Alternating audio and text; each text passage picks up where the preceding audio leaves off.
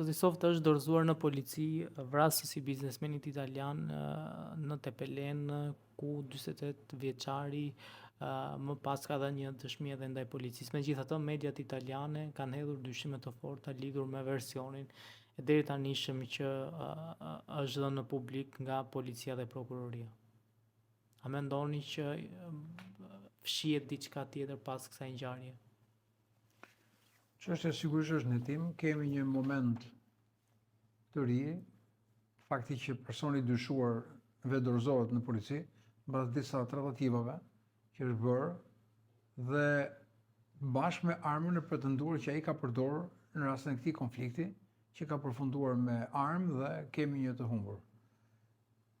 Prapë mbetet dyshim fakti që nëse nga kontrolli policor në banesën e tij janë gjetur armë, është gjetur municion, janë gjetur dylbi, janë gjetur para, hedhjet dyshimi mbi profilin e personit.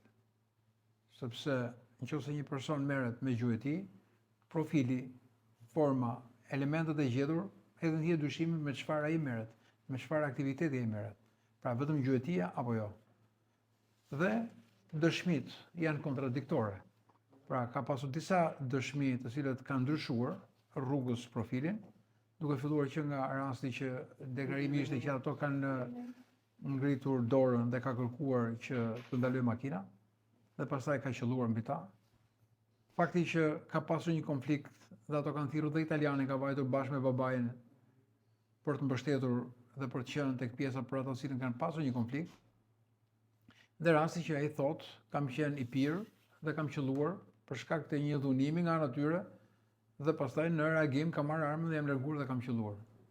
Dhe fakti është që si është e mundur që nuk gjenden gëzhojat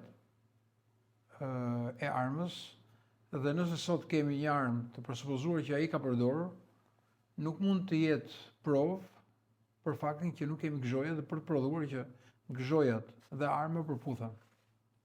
Dhe ata kanë pasur armë, të paktën në këto momentet e para të cilët policia njofton, dhe ato kanë qenë të armatosur me armë gjallë. Pra dorëzimi i personit, vetë dorëzimi i personit pas disa tratativave dhe arma e pretenduar që ka qenë e përdorur në këtë ngjarje, nuk ka një përputhje për gëzhojat të cilët nuk i kemi, që të vërtetojë që kjo është arma për cilën ai pretendon. Dhe deklaratat e tij që ai thotë që mbas një konflikti me personat, mbasi ata më dhunuan, u detyrova të largohem dhe të qelloj me armë.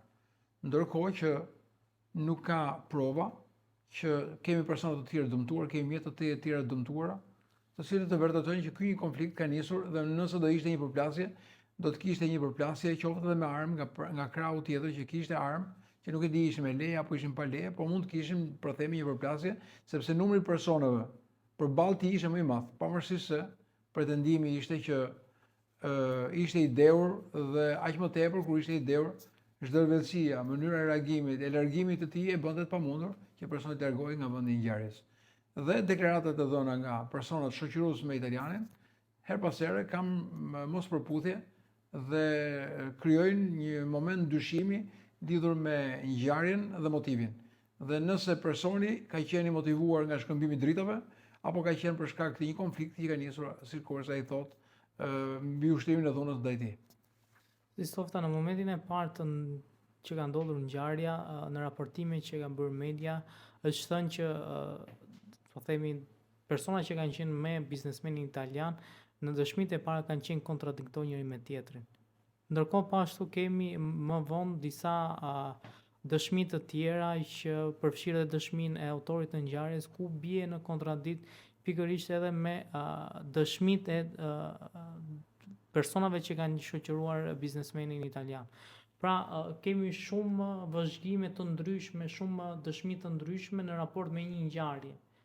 E ndërkohë policia ende po heton, megjithatë ka pasur një këmbgulje akoma të mediave italiane që këtu në fakt nuk është se po thuhet e vërteta dhe ka një lloj synimi për të nxjerrë autor dikë që ndoshta edhe nuk është. Ose dikë që ndoshta është e porositur si ngjarje. A mendoni që mundet që policia e shtetit ta zbardhë si ngjarje nëse vërtetohen pretendimet e medias italiane? Vështirët për të thënë çështja është në tim, tetimi nuk është i mbyllur, pavarësisht nga qëndrimet ndonjëherë edhe zyrtarë të policisë, jo gjithmonë deklaratat zyrtare mund të jenë përfundimtare, ata mund të jenë edhe një lloj mënyre por të krijuar një bindje tek ata persona të dyshuar që të kenë mundësi të reagojnë edhe mund të mbahen nën vëzhgim ose mund të mbahen nën kontroll për të marrë mënyra të tjera informacioni nga ata. Fakti që nuk ka një përputhje të dëshmive, të një ngjarje të përjetuar në një kohë, në një vend të gjithë bashkë, tregon edhe një herë që ka diçka që fshehin ose diçka që nuk është e vërtetë. Sepse njëri që ka jetuar një ngjarje, pavarësisht se mënyrën se si e radhit ngjarja ka të vërtetësinë e vet. Pra ka të njëjtën formë thënie. Pra kontradiktat e thëna që i doli përpara për të zënë për t'i ndaluar makinën. Fakti që nisi një konflikt që erdhi për shkak të dritave. Fakti që ky thotë më dhunuan dhe pastaj nga ky momenti u qellova me armë. Fakti që nuk gjenden gzhojat, pra njëri që është i dheur, që ka qelluar me armë, që është larguar në panik apo është larguar nga vendi i ngjarjes, kush i mblodhi gzhojat? Është larguar dhe me makinë. Është larguar dhe me makinë, kush i mblodhi gzhojat në errësirë, kur vetëm për të mbledhur gzhojat duhet minimalisht një mjet ndriçues, duhet kesh një kontroll të gjithë territorit për të gjetur ato gzhoja të cilët nuk janë simetrike, janë asimetrike në mënyrën që dalin nga arma. Pra, mungesa e gzhojave dhe mospërputhjet e këtyre deklarimeve të hedhin ende hije dyshimi që diçka fshihet nga ky ngjarje për autorin dhe për motivet. Janë rastësore apo janë të parapërgatitura. Fakti mund të themi rastësore, nuk mund të jenë kurrë që në konflikte sipër, që mund vi për motive të dobta, të ketë gjithë këto elemente të tjerë të cilët ne sapo i analizuam. Pra, në moment që ka një nervozizëm nga një përplasje, veprimet e para janë emocione, janë reagime, janë nervozizëm ose janë panik, por gjitha këta nuk përputhen me faktin që nuk gjenden gzhojat, që personi është larguar, që në banesën e tij gjetën shumë element komprometues në raport me aktivitetin që ai kishte.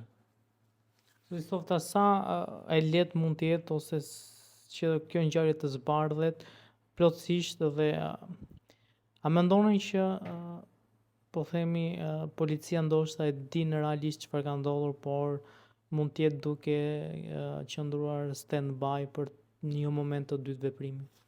Shpejtimet mendoj që në këtë ngjarje do të zgjasin, nuk do të mbyllen.